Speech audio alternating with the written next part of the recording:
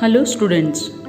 Today we are going to study Science Part 1st of Standard 10th, Chapter number 4, Effects of Electric Current. Earlier we studied Fleming's left-hand rule as well as construction, principle and working of electric motor. Today we are going to study Fleming's right-hand rule as well as construction, working and principle of electric generator. First we will study about electromagnetic induction. An electric current can be produced in a conductor with the help of a moving magnet. Michael Faraday discovered the laws of electromagnetic induction and the laws of electrolysis. Faraday's law of induction. Whenever the number of magnetic lines of force passing through the coil changes, current is induced in the coil. This is known as Faraday's law of induction. The current produced in the coil is called the induced current. Fleming's right-hand rule gives the direction of induced current. It states that stretch the thumb, the index finger and the middle finger in such a way that they will be perpendicular to each other. In this position, thumb indicates the direction of motion of the conductor. The index finger shows the direction of the magnetic field and the middle finger shows the direction of the induced current. Now we will move on to alternating current, that is AC current, and direct current, that is DC current. A non-oscillatory current flowing in one direction in a circuit from the cell to cell, such current is called as direct current. Whereas a oscillatory current which changes in magnitude and direction after equal intervals of time is called as alternating current.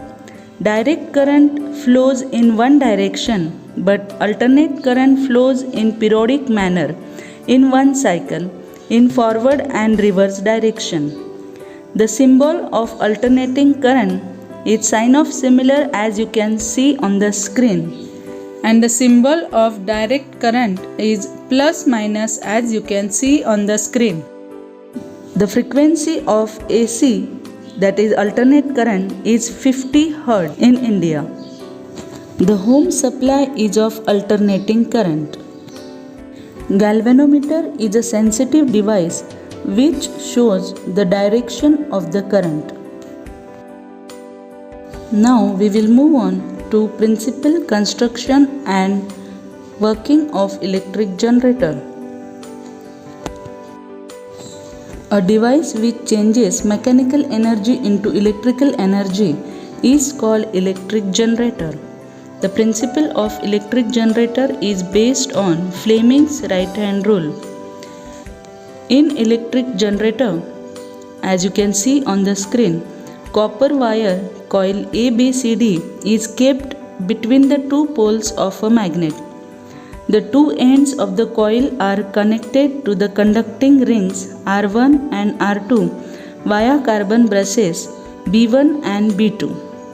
The stationary carbon brushes B1 and B2 are connected to a galvanometer which shows the direction of the current in the circuit. Upon rotating the axle, the branch AB goes up and CD goes down. That is, coil ABCD rotate in clockwise direction according to Fleming's right-hand rule.